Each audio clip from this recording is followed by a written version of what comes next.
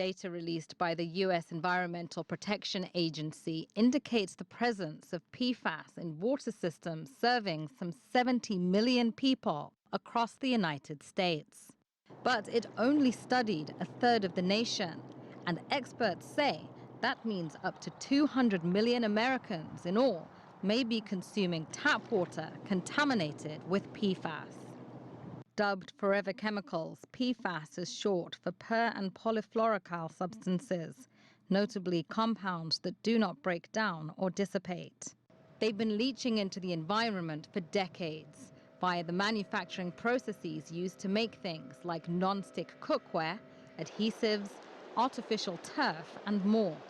These chemicals often end up in rivers, which trickle down to local water supplies. Most people drinking tap water don't even know they're at risk from forever chemicals. Unlike lead or mercury, PFAS cannot be detected by taste, sight, or smell.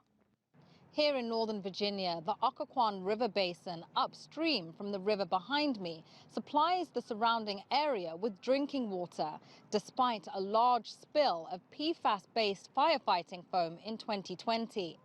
While it's not confirmed if the spill contaminated water supplies, water experts have found that tap water in many parts of this state contains high levels of PFAS. The potential human health impacts are alarming, according to water experts. Some of the things that have been linked early on, there were links to different kinds of cancers, like testicular cancer.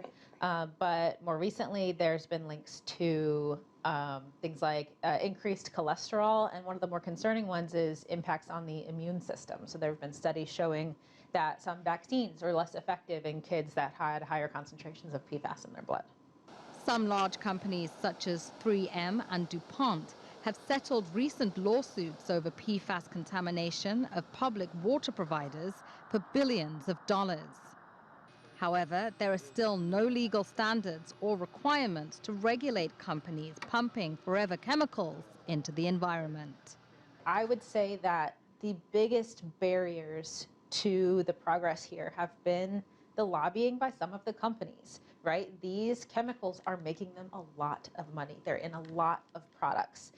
The Environmental Protection Agency is continuing its multi-year program to test water across the country with the aim of establishing legal PFAS standards. In a statement to CGTN, the Administrator's Office of the Environmental Protection Agency said, as we learn more about PFAS, we are seeing that they impact communities and people across the country. But like with so many other contaminants, we're also seeing the impacts can be felt hardest by small, rural, tribal, and disadvantaged communities. New EPA regulations to limit the amount of some PFAS in drinking water could be in place as early as the spring, but it will likely take years for water utilities to complete expensive upgrades of their filter systems, while other PFAS continue to flow out of taps across the country. Poppy and Puting, CGTN, Woodbridge, Virginia.